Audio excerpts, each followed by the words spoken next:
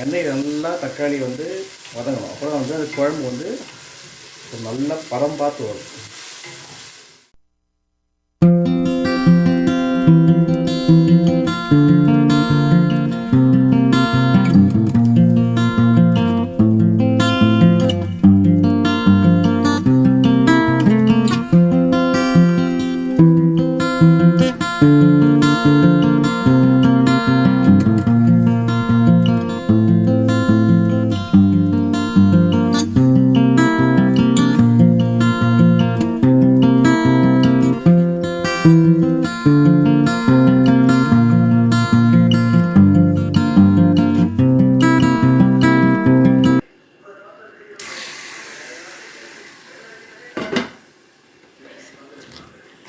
First ப்ரானை வந்து நம்ம போட்டு லைட்டாக வதக்கணும்.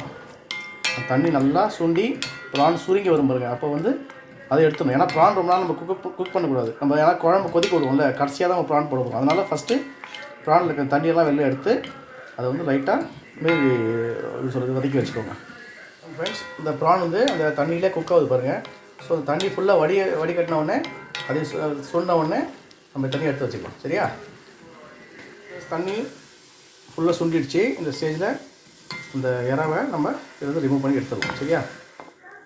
குழம்புக்கு தேவையான எண்ணெய் ஒரு 3 டீஸ்பூன் எண்ணெய் காய்க்கும். எண்ணெய் லைட்டாக காஞ்சோடனே தாளிக்கிறதுக்கு கடுகு லைட்டாக பொரிஞ்சிச்சு. இந்த ஸ்டேஜில் காஞ்ச மிளகாய் காரத்துக்கு அதை போட்டு வதக்கிக்கோங்க.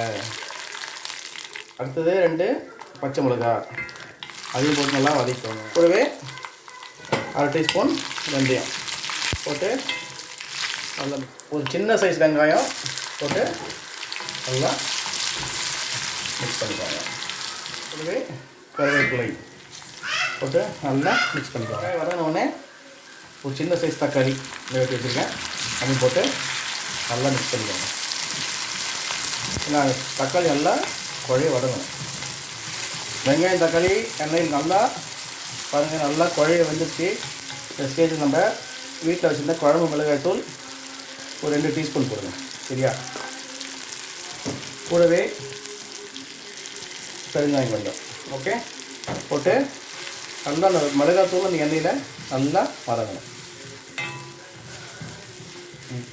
கொஞ்சம் மசாலா ட்ரையாக இருக்குது, அதனால் கொஞ்சமாக தண்ணி சேர்த்து மிக்ஸ் பண்ணிங்கன்னா வச்சுக்கோங்களேன், நல்லா ஒன்று சேர்ந்து ஒரு எப்படி சொல்கிறது, அந்த தண்ணியில் அந்த சூப்பராக அந்த எண்ணெய் மேலே பிரிஞ்சு வந்துச்சு. இந்த ஸ்டேஜில் புளி ஒரு சின்ன லெமன் சைஸ் புளி அது நல்லா அரைச்சிருக்கேன். வடிகட்டி ஊற்றிட்டேன். திக்காக இருக்கும் குழம்பு, அப்போ தான் வந்து போட்டு சாப்பிட சூப்பராக இருக்கும். நல்லா ஒரு கொதி வரட்டும். நம்ம இன்னும் உப்பு போடல. ஒரு கொதி வந்ததுக்கப்புறம் உப்பு போட்டு அதுக்கப்புறம் நம்ம ப்ரான் போடணும். ஓகே, இந்த ஸ்டேஜில் நம்ம குழம்புக்கு தேவையான உப்பு சரிங்களா பார்த்து போட்டுக்கோங்க. போட்டு இன்னும் ஒரு கொதி வரட்டும்.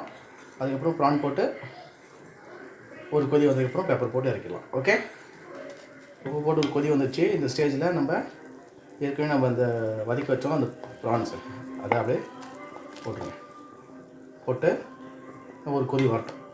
அதுக்கப்புறம் நம்ம பெப்பர் போட்டு இறக்கலாம். ப்ரான் போட்டு ஒரு கொதி வந்துச்சு. இந்த ஸ்டேஜில் நம்ம ஃப்ரெஷ்ஷாக அரைச்சி வச்ச பெப்பர் பொடி ஒரு 1.5 டீஸ்பூன் போட்டுக்கோங்க. பெப்பர் எவ்வளோனா போடலாம், ரொம்ப நல்லது உடம்புக்கு. போட்டு ஒரு மிக்ஸ் பண்ணிவிட்டு ஒரு கொதி வந்தோடனே இறக்கிடுங்க. அவ்வளோதான், ஆஃப் பண்ணிடலாம். இப்போ பாருங்கள், போட்டோன்னே கொஞ்சம் திக்காகிடுச்சு பாருங்கள். லைட்டாக ஒரு கொதி வந்தோடனே இன்னும் கொஞ்சம் திக்காகிடும். அப்படியே ப்ரானை உள்ளே ஊற விட்டு மறுநாள் சாப்பிட்டா சூப்பராக இருக்கும். ஓகே.